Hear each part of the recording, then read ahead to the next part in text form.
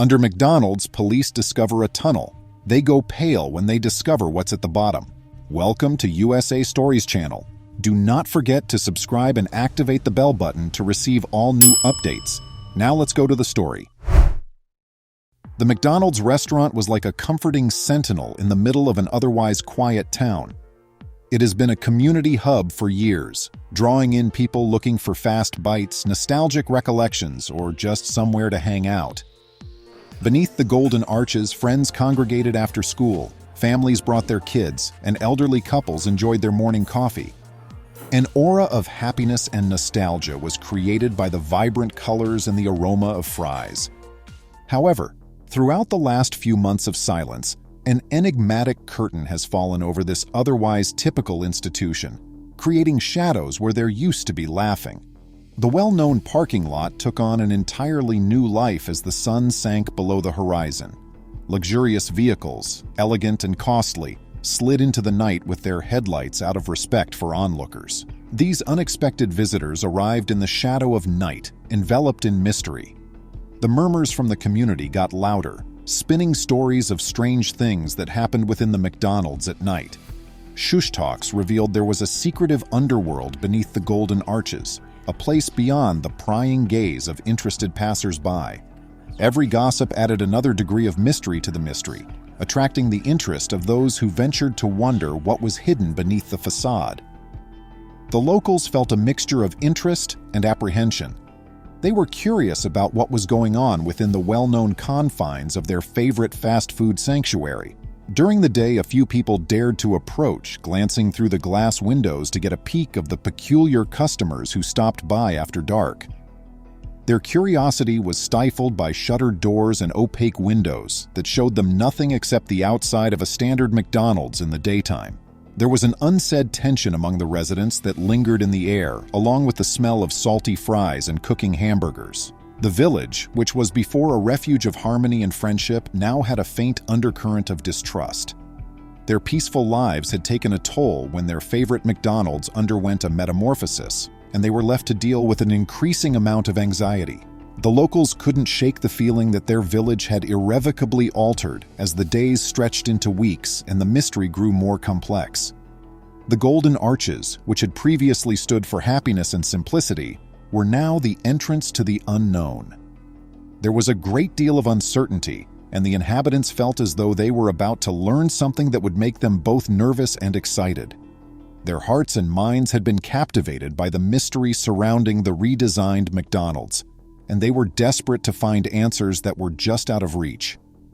As the town's whispers and speculations about the mysterious McDonald's spread, law enforcement officials' curiosity, especially that of Officer John Irwin, grew more intense.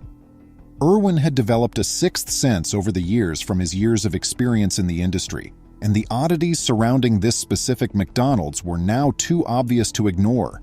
Driven by an insatiable curiosity and the responsibility to safeguard the neighborhood, Officer Irwin initiated a clandestine investigation to look into the eatery that had turned into a hub of mystery.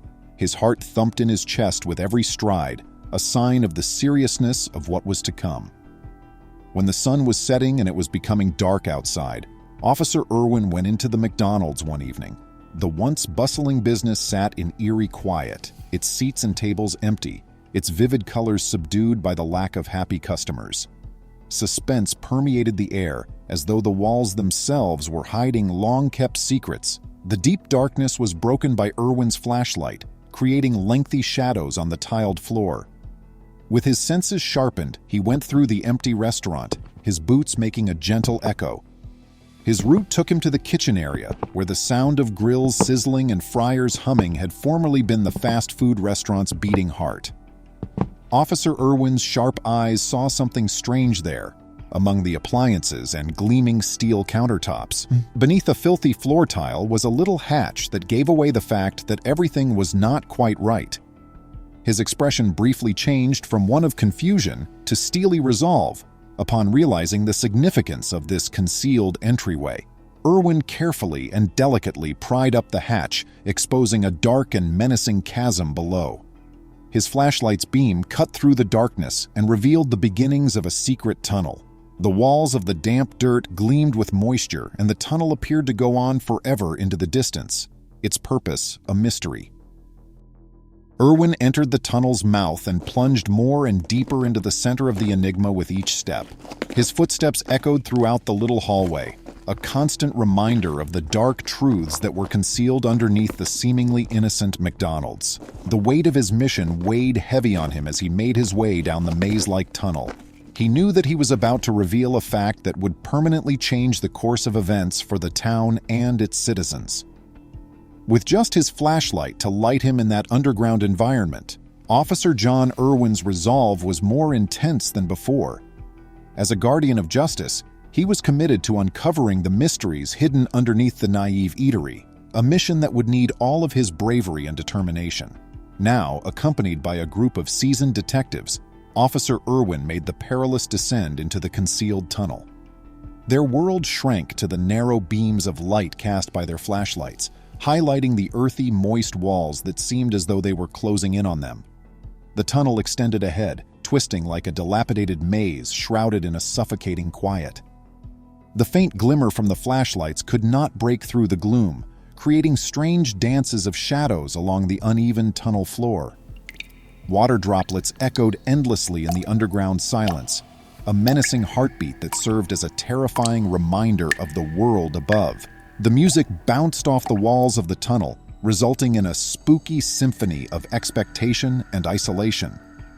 The uneven ground under them threatened to reveal their existence, and their every step resounded with a resonance of unease. The air got thicker with each passing instant, the worry of the crew tangible in the breaths they dared not emit.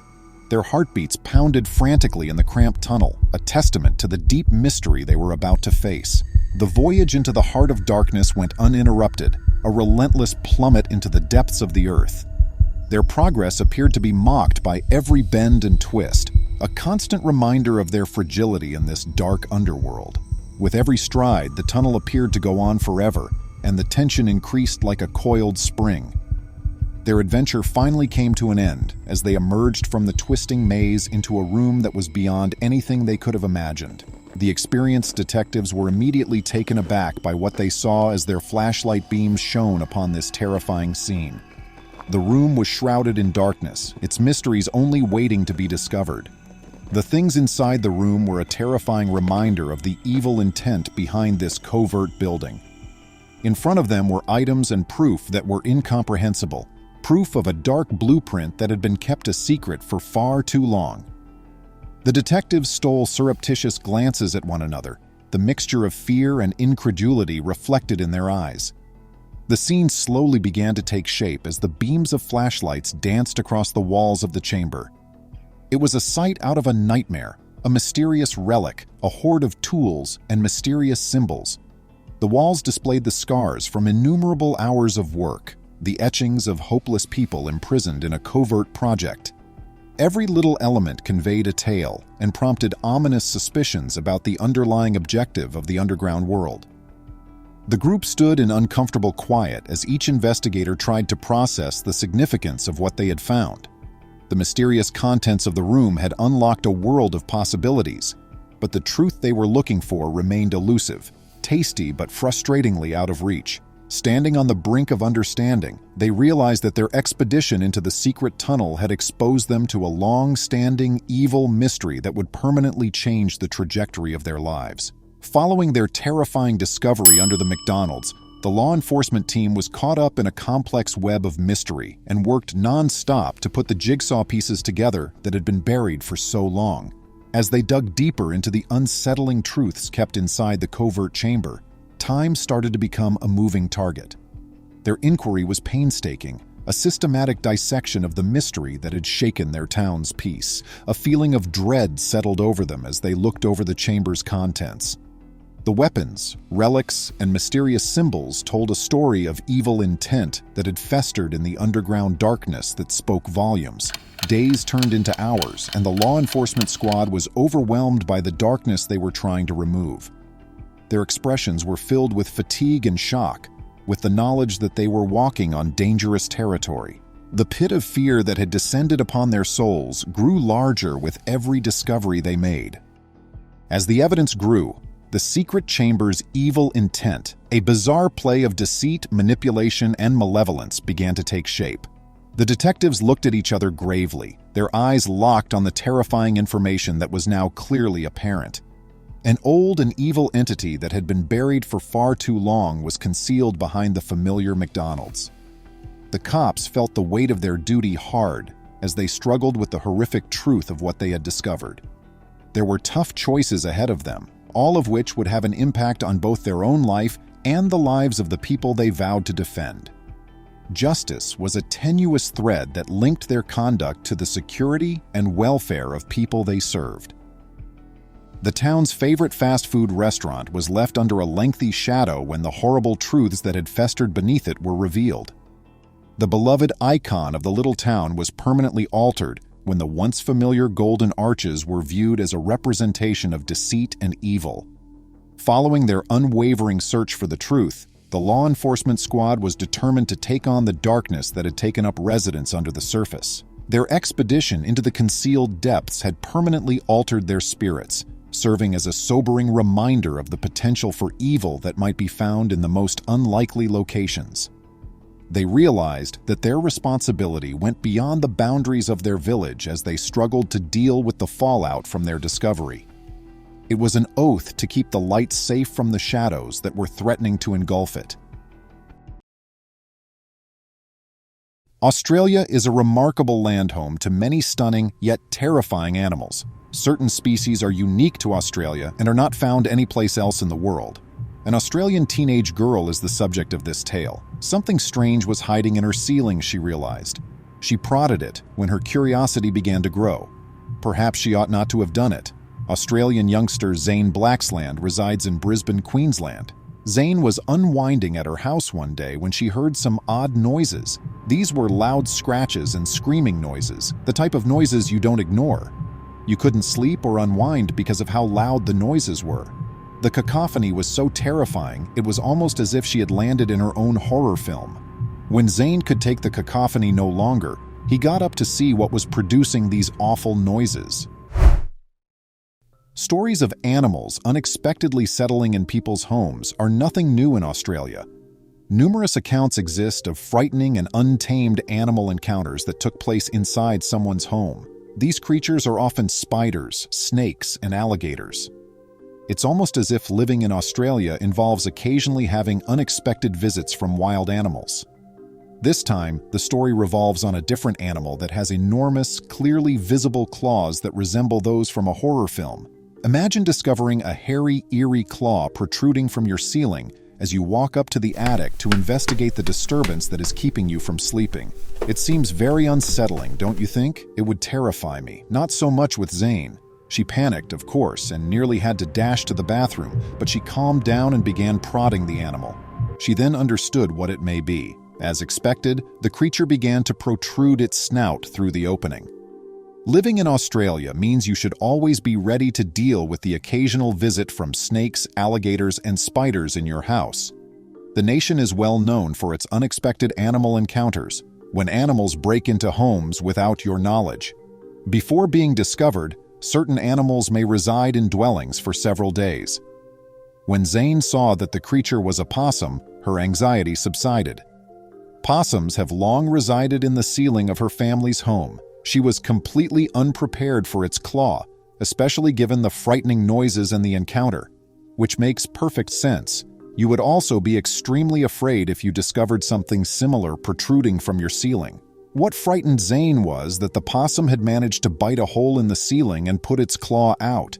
She said that because it was situated directly over her bedroom, she had previously heard possums making noise. Since possums are nocturnal animals, ceilings are presumably another place they might be discovered. During the day, that appears like the ideal spot for a nocturnal creature to hang out, especially when the owners of the house start feeding you luscious banana chunks. There is perpetual darkness between the ceilings. Up there in the gloom of Zane's ceiling, it appears to be growing cozy. Making friends with the possum that was living in her roof, Zane decided to share her experience on TikTok. She began to get fond of the creature that had taken up residence in her ceiling. She even called it Pepper. She would record her attempts to become friends with the possum day by day. She would record herself giving her hairy companion banana bits, and day by day she appeared to get greater interest from viewers of her films. He would make a hole in the ceiling and the possum would poke its nose through it to smell the banana hanging in front of him. The possum began nibbling on the banana after realizing it was a tasty meal.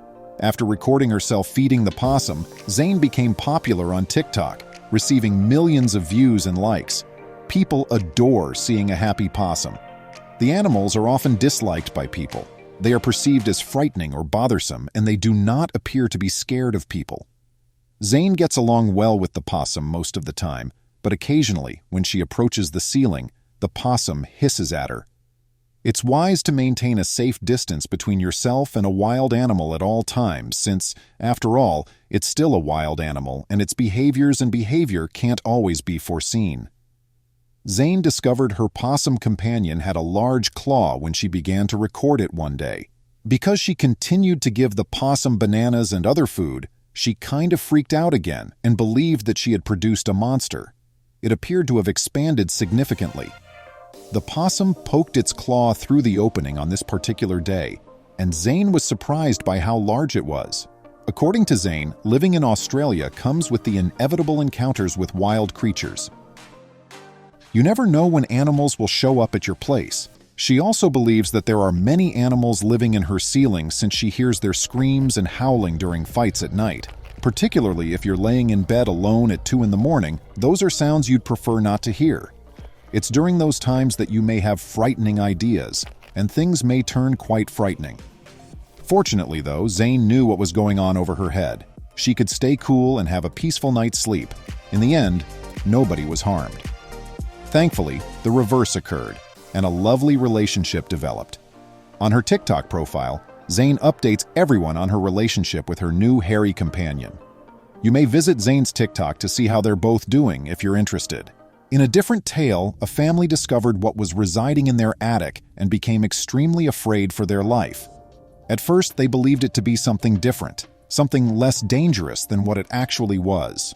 The wisest course of action, then, is to take things slow and proceed with extreme caution if you come across something enigmatic and are still unsure of what you're dealing with. In some cases, exercising caution can save your life. It's definitely better to avoid allowing an ambiguous scenario to spiral out of control, particularly if you believe you are working with animals. In Florida, USA, the Vander Herschen family resided. It's where mother, father, and son have been residing for some time. The family has spent a few years residing close to the woods. They had recently learned that there had been nocturnal activities taking on in their attic. In the attic, they began to hear strange noises and muffled voices. The family's father neglected to investigate what was causing all of the noise, so it continued for months. The mother and son deduced that the creatures in the attic had to be bees. The father gave them his word that it was not going to happen. The father, Bob, had a business that offered the service of removing bees from residences. He then placed them in a secure, natural area. He had to undergo training and learn everything there was to know about bees in order to maintain a business like that. Knowing this, he could be certain that his attic was clear of drones and queens. He didn't want to go up and inspect the attic for that reason. He claimed to his spouse that they were only mice or something like. Bob claimed he was pressed for time and was unable to climb up to the attic and remove them. His wife was afraid to go up to the attic by herself as a result. The fact that the attic was just over their son's bedroom only served to heighten his fear. The youngster heard a disturbance one night and went up to the attic, deciding to have a look. He did not see bees or mice. Rather, the child discovered an enormous snake. He felt both terrified and shocked. He informed his mother about the awful visitor he had discovered in the attic right away. The family was too terrified to stay in the house after that. Upon eventually plunging into the attic, Bob was greeted by the enormous visitor who had been residing there without paying rent. He even succeeded in filming the enormous snake. The family phoned animal control when they had recovered from their fright. Animal control was unable to approach the snake since it had moved away from the ceiling opening by the time they arrived. The animal control officer was able to get a sight of the reptile during the fruitless chase. He had enough visuals of the snake to recognize it. He revealed to the family that a sizable rattlesnake was residing in their attic. The lethal venom of rattlesnakes is well known. These beasts are extremely hazardous. The guy told the family that the snake was hidden in the attic and may attack anyone it saw, therefore it was too risky for him to catch it. The father intended to protect both his own life and the family. Aware of the lethal nature of the plant's poison, it seemed like the family would never find someone willing to assist them. Not even their courageous nephew appeared to be as fearless as before. They looked for someone who could assist them, and then they recalled seeing someone on their friend's Facebook who appeared to be the ideal candidate. His name is Mark Lampard. He frequently uploaded photos of himself holding or lying next to the most ferocious animals. His expertise and case experience might be a huge asset to the family. Mark consented to assist them. He looked in the attic for the snake for several hours. He looked about for a while before coming upon a sizable chunk of snakeskin, indicating that the snake had been residing there for some time. When he did locate the snake in the attic, he quickly grabbed its tail and hauled it out.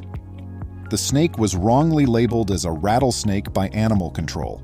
Fortunately, it turned out to be a far less deadly rainbow boa. Thank heavens for being creatures that suffocate their prey rather than injecting them with poison.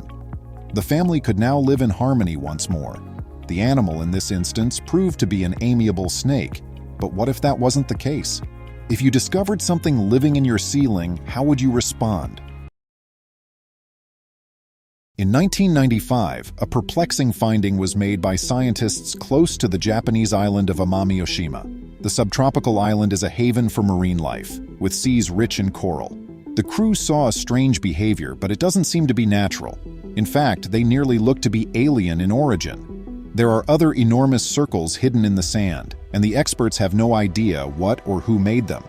These sculptures, which are made up of many concentric rings and are more than 6 feet across, resemble enormous sunflowers. The innermost circle has a network of flattened arteries, while the 2 outermost rings seem to be decorated with ridges resembling petals. The formations left the scientists perplexed. National Geographic later nicknamed them mystery circles. From where did they originate? What had made them? More importantly, though, why? Were they created intentionally, maybe as a warning to humans, or were they the result of a naturally occurring geological process?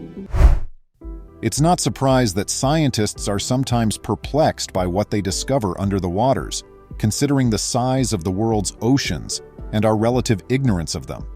Actually, 1.39 million square miles, or more than 70% of the planet's surface, are covered by seas. Less than 10% of their overall area has been investigated nevertheless. Because of this, sailor and landlubber alike have long conjectured about the wonders that lie below the surface of our sea's unknown depths. In fact, the array of strange and fantastical aquatic animals seen in world myths, ranging from mermaids to enormous sea monsters, is as varied as the human imagination itself. Of course, there are many who think that the waters hide far more exotic things than just unexplored wildlife, like the remnants of long-lost civilizations. The Yonaguni Monument, which was found in the middle of the 1980s close to Japan's shore, is one such alleged find. The so-called Yonaguni Monument, which has been dubbed Japan's Atlantis, is made up of what looks to be a collection of man-built structures, including pyramids, stairs, and facial sculptures. Then there are the purported extraterrestrial technology, these purported space rocks from intergalactic travel that are reported to have submerged into our oceans. For instance, in 2011, a group of researchers known as Ocean X discovered what looked to be a saucer-shaped artifact beneath the Baltic Sea.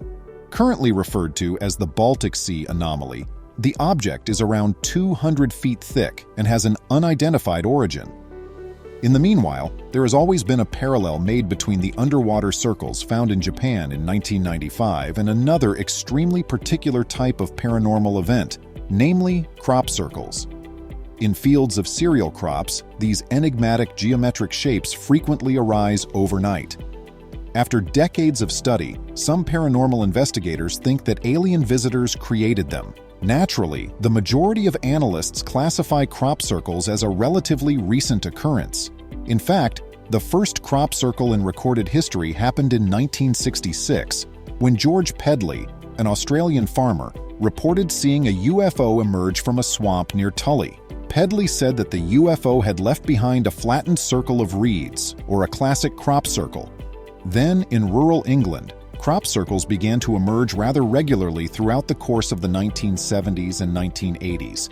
After the media started reporting on the phenomena, they started to appear elsewhere in the 1990s, including in the US, Canada, Japan, and even the former Soviet Union. Approximately 10,000 crop circle reports have been made worldwide to far, and crop circles become bigger and more complex around the year 2000. Some of them really have thousands of components, such as other letters and mathematical symbols.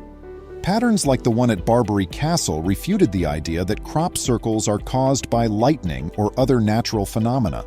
Rather, the intricacy of the designs required clever people to create them. Naturally, detractors have long maintained that crop circles are in fact the product of human ingenuity, and that assertion is backed up by strong evidence. For instance, in 1991, two British practical jokers, Dave Chorley and Doug Bower, claimed to have made many crop circles in England with just a plank and a rope. Still, not everyone found them convincing. In fact, a lot of ufologists and paranormal investigators still use more creative explanations for crop circles. For example, some say these are well-designed communications from extraterrestrial visitors. Some people think the circles are linked to ley lines, which are purportedly unseen power lines that connect religious shrines and other spiritual sites all throughout the world. Dr. Horace Drew is a paranormal investigator who has studied crop circles and UFOs for more than 20 years. Drew, a doctoral chemist from the California Institute of Technology and former molecular biologist, says he saw a silver UFO hovering above his Jacksonville, Florida home as a young boy. The Australian news website news.com.au reports that Drew asserts he has deciphered sophisticated binary codes seen in crop circles. According to him, the codes hide a combination of helpful instructions and dire cautions. It appears that one of them says, "Much pain but still time. Have faith that good exists in the world." According to another, "Beware the bearers of false gifts and their broken promises." In 2007, Drew said he thought aliens could be saying hello to news.com.au. One theory is that they're trying to introduce themselves to us peacefully, like we do using bubbles with dolphins, Drew stated. "We place small bubble circles with generators under the ocean to communicate with dolphins. We study the dolphins as we observe them approach, play, and explore." Drew has proposed the hypothesis that crop circles are actually geographical markers to help time travelers find their way. There are definitely humans living out there in about 5,000 years with time travel capability, he stated. The issue is that our understanding of space-time physics is insufficient to comprehend what is taking place. It is not within our purview. The analysis of hundreds of plant samples from crop circles by biophysicist Dr. William C. Levengood has also contributed to the rumors around an extraterrestrial link. Levengood said that the plants had signs of microwave or electromagnetic radiation exposure. Moreover, he asserted that plants grown from crop circles had higher yields and a higher stress tolerance than usual. Hosts of dramatic eyewitness stories anecdotally corroborate such hypotheses of extraterrestrial visitors. For instance, paranormal investigator Francine Blake claims to have photographed a UFO she claims to have observed at a crop circle site. Moreover, she asserts that a brief outburst of alien energy produces crop circles. Comparably, in 2009, a British police officer supposedly reported seeing 3 extraterrestrial beings in a newly created crop circle on Silbury Hill. Some ufologists referred to the aliens as tall whites, claiming that they resembled blonde people who were taller than 6 feet. As reported by the Daily Telegraph in the UK, the policeman said that these individuals then left the scene faster than any man he had ever seen. Naturally, the issue of whether the underwater constructions observed by divers in 1995 had any real link to the type of crop circles recorded in England since the 1960s arises since rural England is a far cry from southern Japan. What caused the mysterious circles to appear close to Amami Oshima Island? And was there, as some pundits would have you think, an alien connection? In reality, it took almost 15 years to unravel the riddle, but the creator of the mystery circles was eventually discovered in 2011. Naturally, geological processes had nothing to do with anything, and neither did aliens. Rather, the maker of the circles turned out to be a recently discovered species of pufferfish called Torquigener albomaculosus, sometimes known as the white-spotted pufferfish, mostly because it's much more convenient to pronounce. One of the almost 100 species of pufferfish that are members of the Tetraodontidae family, a close relative of porcupine fish, is Torquigener albomaculosus. On Tetraodontidae fish, on the other hand, the spines are thin and mostly hidden until the fish blows out, in contrast to the thick and easily noticeable spines on porcupine fish. The fish's capacity to blow itself up into a big, spiky ball is a protection mechanism that most likely developed to make up for its awkward swimming style. In addition, pufferfish have 4 teeth that are connected into plates to create an appendage that mimics a beak. They use this to crack open the shells of various prey, including crustaceans. More than 1,000 times more lethal than cyanide, most pufferfish species are unsafe for human eating due to the presence of tetrodotoxin in their bodies. In reality, paralysis of the diaphragm muscles is the usual outcome of tetrodotoxin poisoning in humans, and this can result in respiratory failure and death in less than 6 hours. However, it seems that certain marine animals, like sharks, are resistant to these impacts. Despite the potential for tetrodotoxin poisoning, many people continue to consume pufferfish. In Japan, the fish is really regarded as a delicacy. It's called fugu, but to cook it safely for human consumption, a competent chef's touch is needed. Each year, a few individuals in the nation pass away from consuming improperly prepared fugu. Furthermore, it seems that one of the main components of a powder that certain voodoo priests employ to make zombies is tetrodotoxin. The poison was discovered in samples of ceremonial powders that were removed from Haiti in the 1980s by ethnobotanist Wade Davis. In fact, ingestion of tetrodotoxin would result in a transient paralysis or comatose condition, resembling a state of death. The only fish species known to produce circular formations on the seafloor is Torquigener albomaculosus, while the majority of pufferfish possess tetrodotoxin. Considering the scale of their works in comparison to the fish, this is no easy task. It's possible that naturalist David Attenborough, who called the animal the greatest artist of the animal kingdom, was correct. The mysterious rings are made by the male pufferfish meticulously churning up the silt with his fins and fluttering them. By swimming straight into the formation's center and then arcing around to its outside circumference, he creates furrows on the outer rings. He keeps doing this until the formation is finished. The male fish decorates the outer ridges with fragments of shell and coral. Next, he places sand particles in the circle's center and arranges them in an arbitrary arrangement. The whole process, which takes a week or longer to finish, is done to draw in a woman. The male pufferfish enters the inner circle and stirs up the tiny sand particles when a potential female arrives. The woman looks over his work to show that she approves. She swims away to the middle of the mysterious circle, deposits her eggs, and lets the male fertilize them if she gives her approval. Although experts are unsure of what the female looks for in a nice nest, they think it could serve the purpose of shielding her eggs from currents.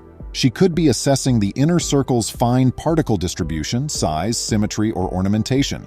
It's possible that she likes big nests because they indicate a powerful partner. In a 2013 interview with the scientific website Live Scientific, University of Texas researcher Alex Jordan hypothesized that the nest could be solely utilitarian. He said, "There's no evidence that females care about anything more than the fine sand, and even that's a stretch." He proposed that the exquisite structure and lines could have no aesthetic value other than to direct those particles toward the center. In fact, scientists think that the pufferfish's ability to construct their nests depends on a steady supply of small sand particles. The male protects the eggs for about a week until they hatch after the female deposits them. After that, he looks for a new place to nest. However, it's still unclear why he can't seem to use the previous nest. The only fish that is now known to have carved intricate mystery circles out of the sea floor is the Torquigener albomaculosus. Some fish species, nevertheless, build what are known as bowers in an attempt to draw in females. For instance, male cichlid fish from Lake Malawi in East Africa build structures like castles so that the females might lay their eggs there. Lake Malawi is home to hundreds of species of cichlids that create bowers. They build their bowers by mouthfulling and then spitting the sand into a mound. In addition, scientists from the universities of Nottingham and Hull have found that the bowers seem to serve more sophisticated social purposes than just luring women. Dr. Domino Joyce, a University of Hull scientist, claims that the fish's propensity for fighting is influenced by the design of their bower. "We spent a total of 26.5 hours underwater watching 99 cichlid fish of one particular species," she added. "We carefully changed the sand structures of some fish to find that the owners of these bowers got into fewer fights with other males.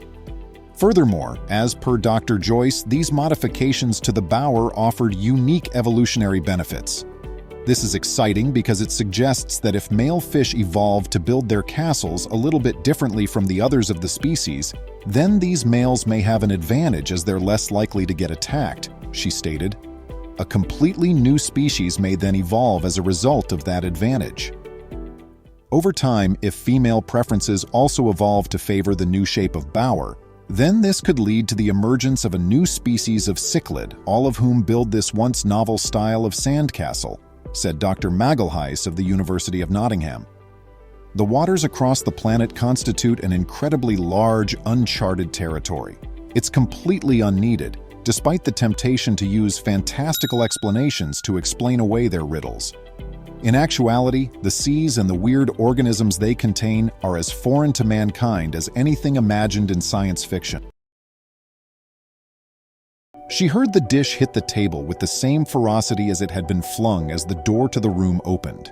Her eyes welled up with tears as the door slammed behind her. She felt so unappreciated. She was 80 years old and dying of loneliness, which was becoming worse every day in her own house. Despite having a daughter, 4 grandchildren, and a great-grandson living with her, Dona Ramona was mistreated to the point that it didn't seem like her own family. That house was empty of employees. The daughter's marriage had been happy, but everything fell apart due to her volatile nature and the man's unceasing infidelity. Don Cesar and Dona Ramona looked after their daughter and their 2 grandkids. After making the decision to hunt for Job, the young lady revealed her pregnancy a few months later. The creature's parentage was unknown to the lords, but they were happy to have him. After working for a few months, she devoted her time to raising her kids. The children and the lady were irrational and insisted that Dona Ramona feed them well. Since his daughter was the center of his attention, Don Cesar refrained from getting involved in these matters. On one occasion, nevertheless, he was forced to. Dona Ramona stated, "Daughter, I will prepare steamed fish at that moment. And who informed you that the spines appeal to us? Go forth, ma'am. Please always ask before you prepare," the girl answered. "But it tastes good," the woman said. "I'm not considering it." The daughter answered, "Give me my money so I can go buy something at the restaurant. Is your mom a housekeeper? Would you want to inquire about food taste? Your mother isn't available to help, so you may start looking for anything to do." The daughter was furious and decided to give the food to the dogs instead of eating. She then tried to hunt for Job once more and met a buddy from childhood who said he would assist her. They met virtually every day as the days went by, until the woman fell pregnant once more. Her parents had to take on a new responsibility, and they did so without questioning the woman. As a result, the family that upheld the union had become rather large. The partners had retired. Before their accident on the school bus prevented them from working, the 2 were teachers. The men used their Social Security checks, which they got each month, to cover home bills and the upkeep of their daughter and grandkids. Dona Ramona's constant advice to stay on the right course caused the eldest grandchild to feel deeply rejected, but this really disturbed the child and made her feel quite resentful of the lady. The granddaughter finally became a mother and a single person at the age of 16, which added even more shock value to the residents. In a sense, Dona Ramona was the housekeeping. They had her take care of the great-grandson all day and sometimes even into the night after he was born, especially when the grandmother and mother went out to celebrate. She was now irritated that the picture had decided to remain locked in the space. The woman was cooking, cleaning the dishes, and washing everyone's clothes in the home in the while. They always cherished the youngest and even brought joy to the home during the holidays. That pair went on to have another daughter and 3 more grandkids. They always bought the cheapest items they could find at the market for the other 3 grandchildren, saving the best gifts for the ones who lived with them. The oldest daughter had avoided them because of it. The eldest grandchild was a real character. She would go days without speaking to her grandma, out of animosity. The woman was not authorized to watch television. Everyone would get up and leave her alone if she went to sit in the living room.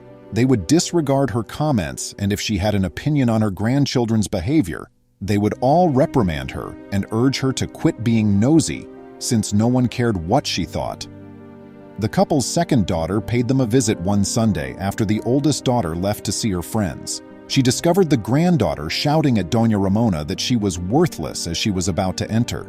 She was too sluggish to change the baby's clothing on time, so she rested outdoors and didn't wash the dishes in the kitchen. "My varicose veins are preloaded and my feet hurt.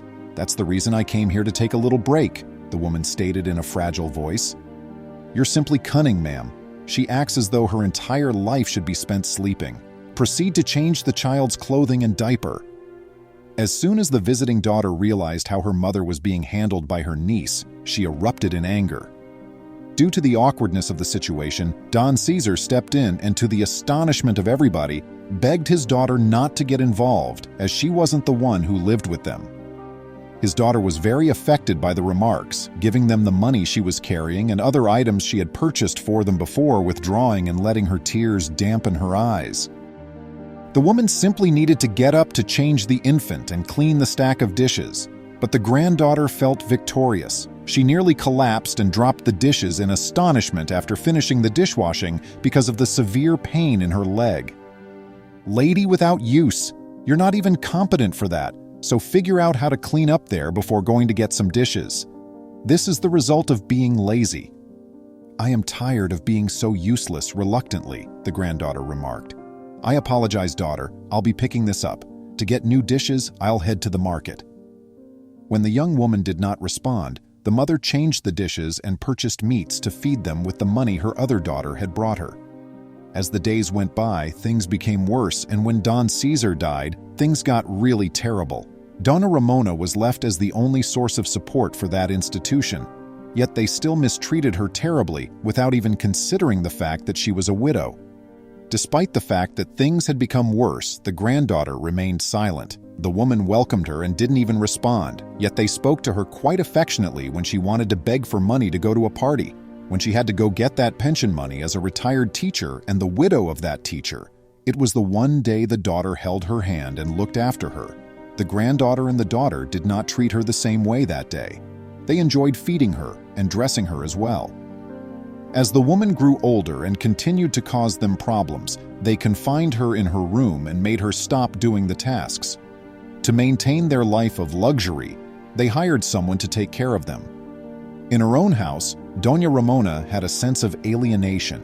Reluctantly, they fed her every day when the pain prevented her from getting up. She occasionally had to fight to go outside and check the pantry to see if there was anything inside, since they occasionally forgot to feed her. While the other 3 grandkids showed Mom a bit more attention, other times they were more patronizing.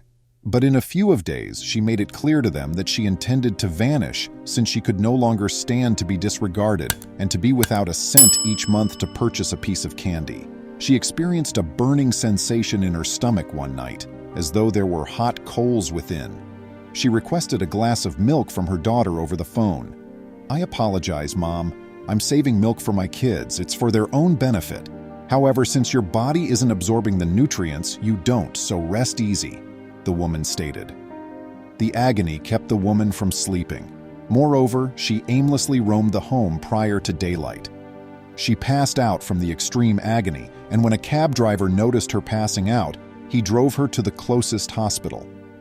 After stabilizing her, the physician conducted a battery of tests that verified the woman's malnourishment and the source of her discomfort, gastritis.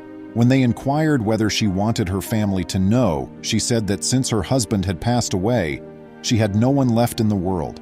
Still, her daughter was searching for her, so they saw her picture on TV. The woman wanted to be called to her oldest daughter since she could not be persuaded by human power to go back to that residence. After that day, the lady's comfort stopped, and the youngest daughter and her kids started to feel bad for treating her badly.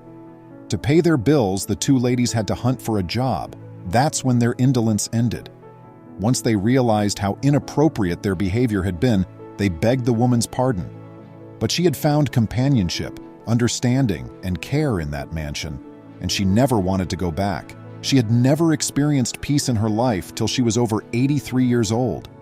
She really regretted severing her relationship with her eldest daughter and ignoring her grandkids, who truly loved her for herself and not for what she could provide for them. Please remember to subscribe to our channel, give us a thumbs up, and turn on the notification bell so you won't miss any of our videos. If you enjoyed the tale, the next video that plays on your screen will probably move you too.